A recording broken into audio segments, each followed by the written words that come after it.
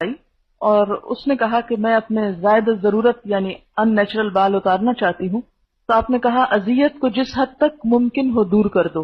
اچھا، اب یہ جو جملہ ہے نا بڑا زومانی ہے. بعض لوگوں نے اس کو ایک طرح سے سمجھا، بعض نے دوسری طرح. ایک نے سمجھا کہ جب یہ ویکسنگ ہوتی ہے تو اذیت ہوتی ہے، تو انہوں نے کہا کہ اپنے آپ کو اذیت سے بچاؤ. دوسروں نے اس کا معنی یہ لیا کہ جب بال ہوتے ہیں تو وہ بہت اذیت والی چیز لگتی ہے کہ عورت مرد لگ رہی ہے تو اس کو اتار لو. اسی سے اختلاف ہوتا ہے احکام میں. اب یہ ہے کہ جہاں تو بالکل ان نیچرل قسم کے ہارمون کے چینج کی وجہ سے ایک مردانہ لک آ رہی ہے، بازوؤں میں یا پاؤں میں اتنے لمبے لمبے کالے بال لٹکے ہوئے نظر آ رہے ہیں کہ جس سے عورت کے پاؤں عورت کے نہیں نظر آ رہے، مرد جیسے نظر آ رہے ہیں، تو ایسی صورت میں تو اتار دینے چاہیے. یا اپر لپس پہ یا چن، یہ تمام چیزیں تاکہ عورت لگے. لیکن پنڈلیوں پہ بھی آپ کراتے ہیں تو گھٹنے مت دکھائیں، گھٹنا عورت کا بھی عورت کے سامنے نہیں کھلنا چاہیے. اور باقی حصے بھی جو سطر میں آتے ہیں وہ آپ نہیں دکھا سکتے. عورت کی چن پہ یا اپر لپس پہ بالوں کا ہونا یہ مردانہ پن کی علامت ہے اور ایک بیماری ہے. اگر کوئی اس بیماری کو دور کرواتا ہے، مثلا وہ ایک پرماننٹلی بال ختم کرواتے ہیں، میں نے کسی کو کرتے ہوئے بھی دیکھا ہے جس میں بالوں کی جڑیں جلا دی جاتی ہیں، کوئی حرج نہیں، کیونکہ یہ مردانہ پن ہے. ایک عورت نہیں لگ رہی، مرد لگ رہا ہے، تو مردوں کی مشابہت سے ویسے بھی منع کیا گیا. عورت کو عورت لگنا چاہیے. یا بال ہیں اور عورت اس میں تکلیف محسوس کرتی ہے کہ ان بالوں کو اتارے، تو اگر وہ بلیچ کر لیتی ہے کہ وہ چہرے کے رنگ کے ساتھ ہو جائیں تو وہ یعنی عورت کو عورت لگنے میں مدد دے رہے ہیں. اچھا، اسی طرح اگر بازوؤں پہ ہاتھوں پہ ایسے بال ہیں کہ جو عورت کی لک کو مردانہ بنا رہے ہیں، جیسے آپ صلی اللہ علیہ وسلم نے اس عورت کا ہاتھ دیکھ کے کہا تھا کہ پتہ نہیں یہ عورت کا ہاتھ ہے یہ مرد کا ہاتھ ہے، مہندی نہیں تھی تو، ہے نا. اسی طرح اگر بازو پہ اتنے بال ہیں کہ جو وہ عورت نہیں لگ رہی، الٹا مرد لگ رہے، تو مردوں کے عموماً گھنے بال ہوتے ہیں، تو ایسی صورت میں ان بالوں کو ریموو کرنا جو ہے کہ جس میں عورت نظر آئے اس میں حرج نہیں. لیکن کوئی بھی پرماننٹ نقش و نگار، جیسے وہ بھووں کی اصل شیپ کو بدل کر کچھ سے کچھ یا ساری اتار کے تو اپنی مرضی سے پینسل لگا کے ایک نئی شیپ دینا، یہ سب اس میں آ جاتا ہے. ہاں، بھویں مثلاً یہاں سے دو جڑی ہوئی ہیں، تو اب یہ کیا ہے کہ یہ ایک اوریجنل عورت کی شکل نہیں ہوتی، ایک بیماری آپ کہہ سکتے ہیں. تو اس میں اگر ان کو الگ کر لیا جائے تو وہ فطرت پر لانا ہے، فطرت میں تبدیلی نہیں ہے. فطرت میں تبدیلی کیا ہے کہ اصل سارا کچھ اتار دیا آپ نے اور اپنی مرضی سے لگایا. اور یہ جو دو جڑے ہوئے ہیں ان کو الگ کرنا فطرت میں تبدیلی نہیں، فطرت پر لانا ہے. تو یہ ایک اصول کے طور پر سمجھ لیں کہ کوئی بھی ایسی چیز جو فطرت پر لانے میں مدد دے رہی ہے، اگرچہ وہ کچھ چینج کا تقاضا کر رہی ہے تو کوئی حرج نہیں. لیکن اگر وہ اللہ کی ساخت، جیسے فَلَا يُغَيِّرُنَّ خَلْقَ اللَّهِ میں پیچھے آپ پڑ چکے ہیں، اللہ کی ساخت تو بدل رہی ہے تو وہ درست نہیں. آنکھوں کے درمیان سے بال کیا مرد بھی نکال سکتے ہیں؟ ان کو مرد ہی رہنے دیں. کچھ لوگ کہتے ہیں کہ پیریڈز کے دوران تھریڈنگ ویکسنگ نہیں کرا سکتے، اس کی بھی کوئی دلیل لائیں. ہر وہ چیز جس پہ آپ نہیں کا فتویٰ دے رہے ہیں، پہلے بھی میں نے آپ کو بتایا تھا کہ الاصل فی الامور الاباحہ، ہر کام کی اصل کیا ہے کہ یہ جائز ہے. جب آپ نہ کر رہے ہیں اس کے کہ جائز نہیں تو پھر آپ کو دلیل دینی پڑے گی، اور اگر دلیل نہیں تو اس کو جائز ہی رہنے دیں.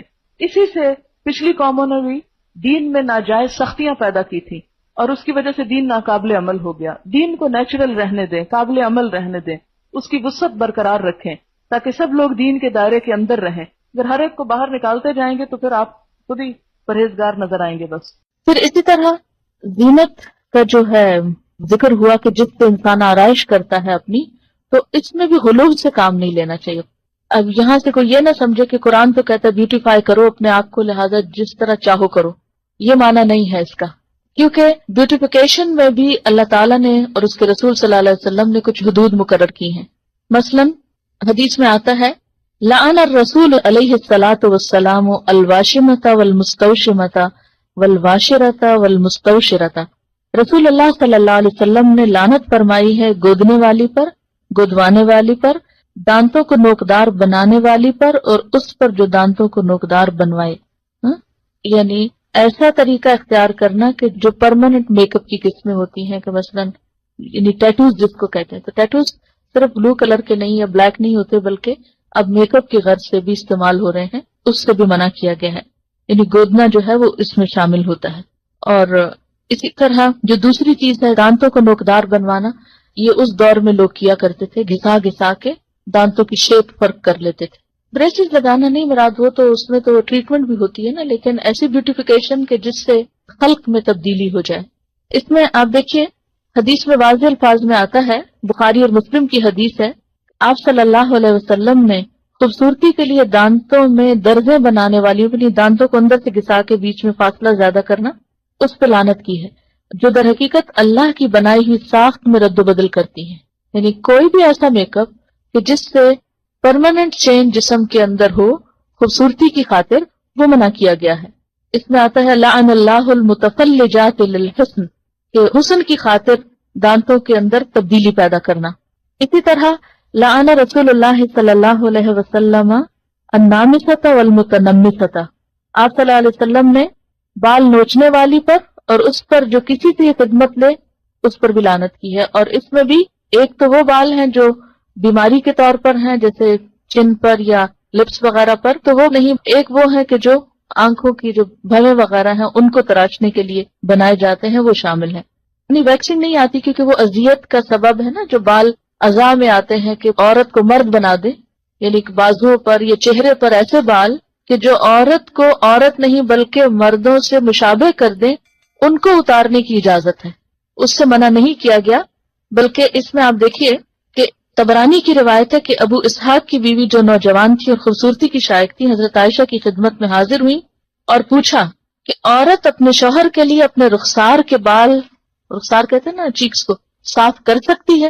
حضرت عائشہ نے فرمایا اذیت کو ممکنہ حد تک دور کرو، کیونکہ یہ اذیت کا باعث ہے، یعنی عورت کے منہ پر بال جو ہیں وہ مرد کے لیے اذیت کا باعث ہے۔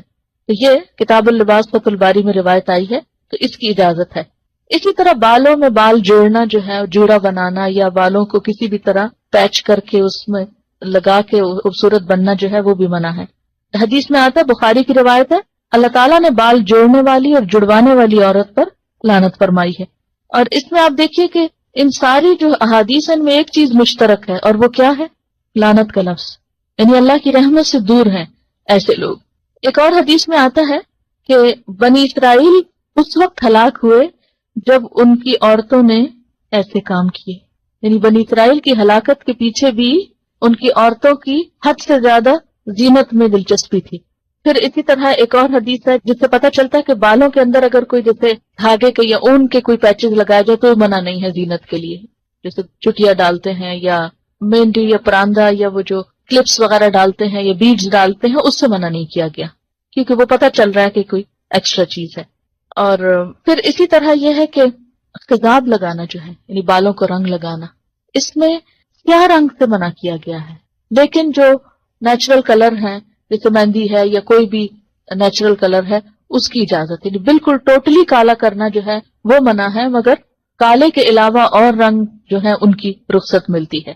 اس میں ہم دیکھتے ہیں کہ واضح طور پر حکم ہے۔ ابو ہریرہ کی روایت ہے کہ نبی صلی اللہ علیہ وسلم نے فرمایا، یہود و نصارہ خضاب نہیں لگاتے، تم ان کے خلاف طرز عمل اختیار کرو، یعنی بال سفید رکھنا پسندیدہ نہیں، ان کو رنگنا زیادہ پسندیدہ ہے۔